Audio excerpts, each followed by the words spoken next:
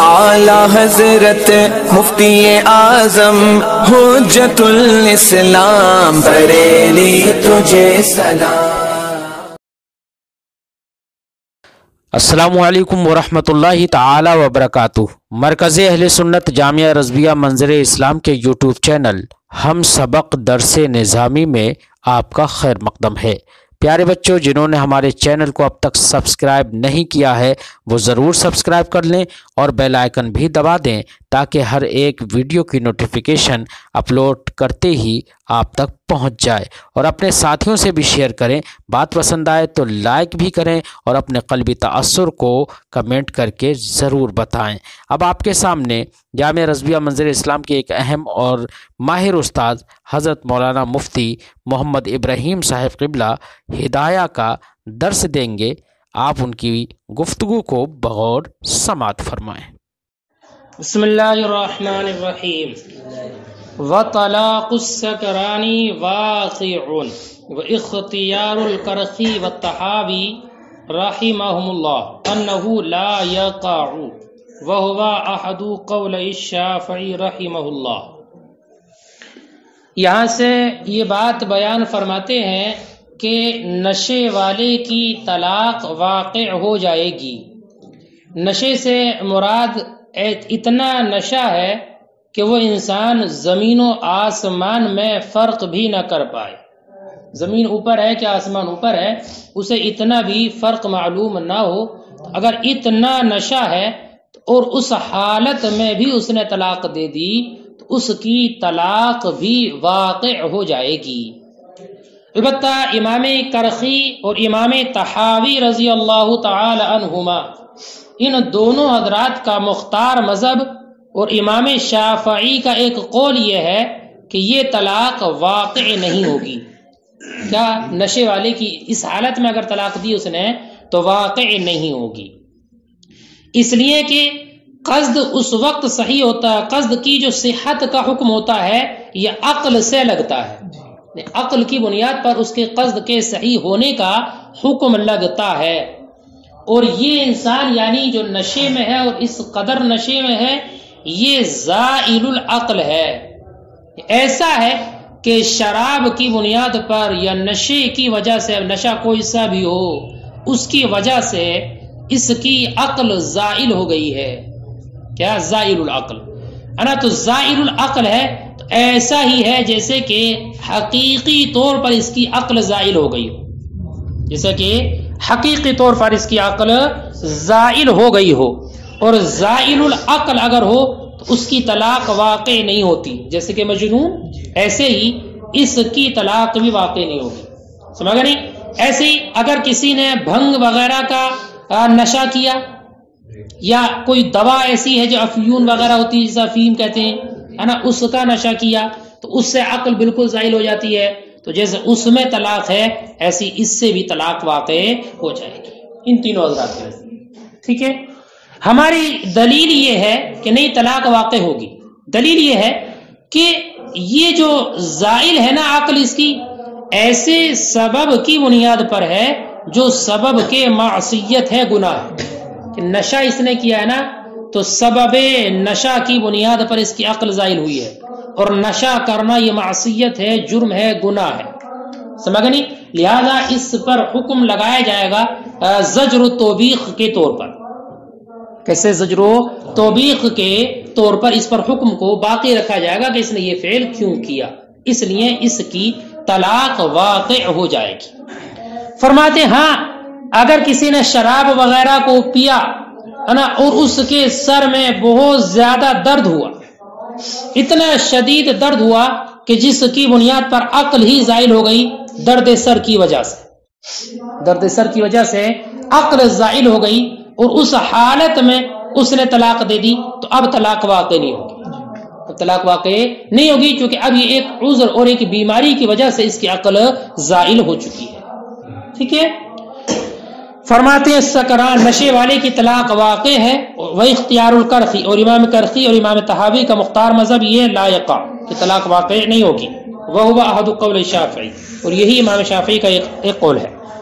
لأن صحة القصد بالعقل اس لیے کہ قصد کی صحت عقل سے ہوتی ہے، وہ زائل العقل، اور یہ زائل العقل ہے، فسار کا زوالی، تو یہ ایسا جیسے کہ اس کی عقل زائل ہو گئی بالبنجی، بنگ سے اور دوا سے، ٹھیک ہے۔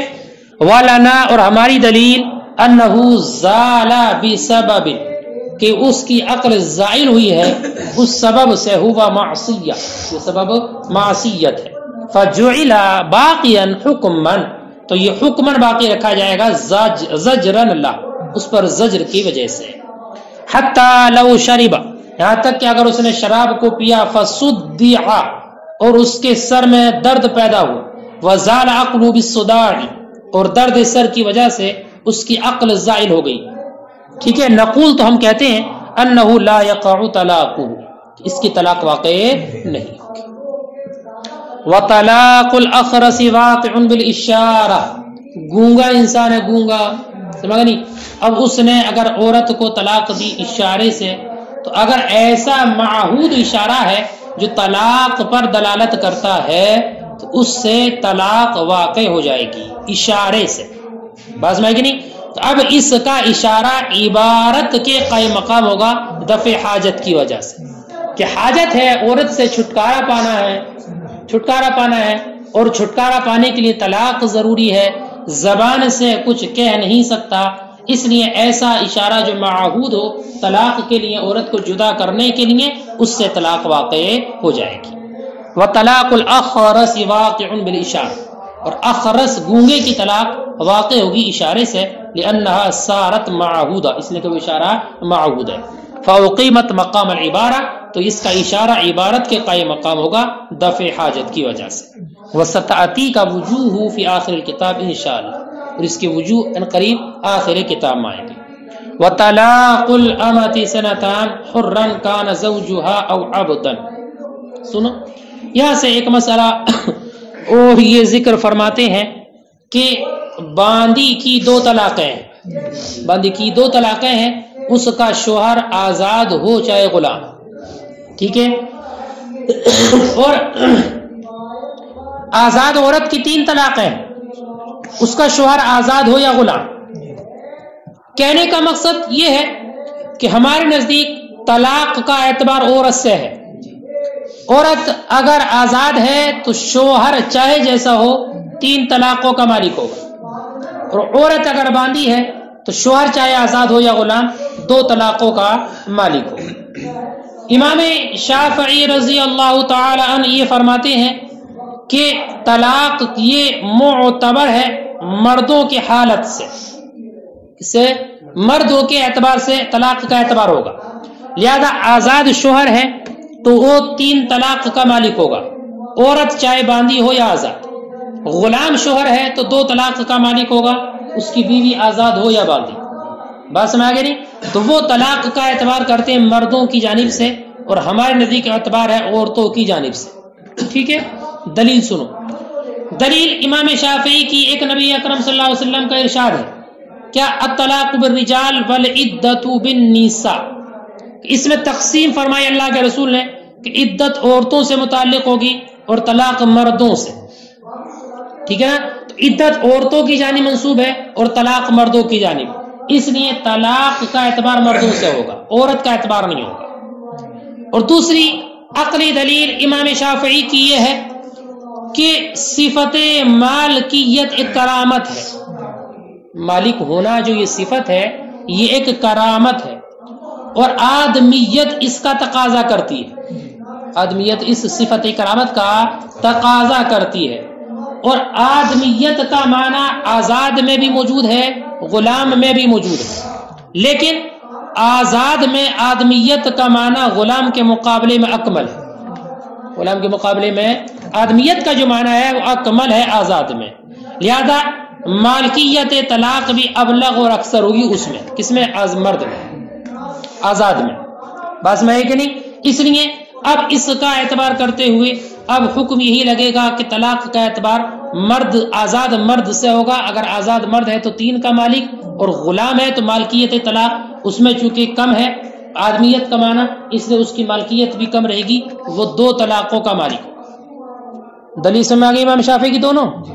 امام اعظمی کہتے ہیں نہیں، عورتوں سے اعتبار طلاق کا، دلیل حدیث پاک، اللہ کے رسول نے ارشاد فرمایا طلاق الامۃ سنتان وعدتها حیضتان، کہ باندی کی طلاق 2 ہیں اور اس کی عدت 2 حیض ہے. ٹھیک ہے، جب باندی جو ناقص ہے آزاد عورت کے مقابل، اس کی طلاق 2 ہے اور اس کی عدت 2 حیض ہے، 2 حیض ہے، یہ آزاد جو ہوگی اس کی طلاق بھی یہی ہوگی.